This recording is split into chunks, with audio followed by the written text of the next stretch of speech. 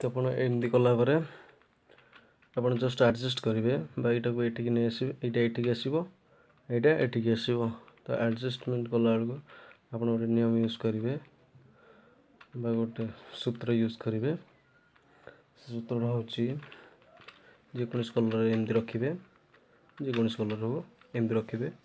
ଆପଣ ଏଇଟା ହେଉଛି ଫ୍ରଣ୍ଟ, ଏଇଟା ଆପଣଙ୍କ ଫ୍ରଣ୍ଟ, ଏଇଟା ଲେଫ୍ଟ, ଫାର୍ଷ୍ଟରୁ କହିଛି ଏଇଟା ଅପ୍ ଡାଉନ୍ ଲେଫ୍ଟ ବ୍ୟାକ୍। ତ ଏମିତି ରଖିଲା ପରେ ଆପଣ ଗୋଟେ ମୁଭ୍ କରିବେ, ସେଇଟା ହେଉଛି ଆପଣଙ୍କର ଏଇଟା ହେଇଯିବ ମିଡ଼ିଲ୍। ତ ଆପଣ ସେ ନିୟମଟା ୟୁଜ୍ କରିବେ, ଯେଉଁ ନିୟମଟା ମୁଁ କହୁଛି ଧ୍ୟାନ ଦେଇ ଶୁଣନ୍ତୁ। ଏଇଟା ବହୁତ ହାର୍ଡ଼ ଟିକେ ରହିବ, ଇଜି ନୁହେଁ, ପୂର୍ବ ଅପେକ୍ଷା ଏଇଟା ବହୁତ ହାର୍ଡ଼ ଟିକେ ନିୟମଟା।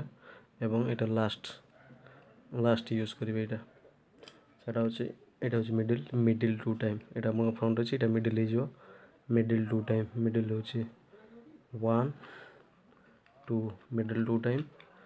ରାଇଟ୍ଟା ବୁଲି ଯାଇଛି, ରାଇଟ୍ଟାକୁ ନେଇ ଆସିବେ, ମିଡ଼ିଲ୍ ଟୁ ଟାଇମ୍ କଲେ।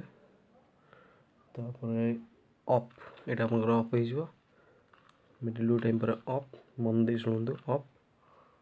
ତାପରେ ପୁଣି ମିଡ଼ିଲ୍ ଟୁ ଟାଇମ୍, ଏଇଟା ମିଡ଼ିଲ୍ 1 2 ଟାଇମ୍ସ, ଏଇଟା ପୂର୍ବକୁ ନେଇ ଆସିବେ କାରଣ ଏଇଟା ବୁଲି ଯାଉଛି ତା ସହିତ, ମିଡ଼ିଲ୍ ଟୁ ଟାଇମ୍ସ। ତାପରେ ପୁଣି ଅପ୍, ତାପରେ ମିଡ଼ିଲ୍ କାଉଣ୍ଟର କ୍ଲକୱାଇଜ୍, ତା ମିଡ଼ିଲ୍ କାଉଣ୍ଟର କ୍ଲକୱାଇଜ୍ କଲେ ପଛକୁ ବୁଲିବ ଗୋଟେ ଥର ଏମିତି, middle counter clockwise, middle counter କ୍ଲକୱାଇଜ୍,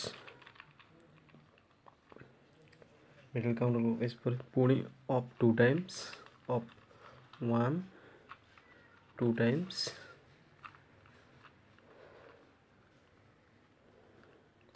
ପୁଣି middle two times 1 2 times, middle two times, ପୁଣି ଅପ୍ ଟୁ ଟାଇମ୍ସ 1 2 ଟାଇମ୍ସ,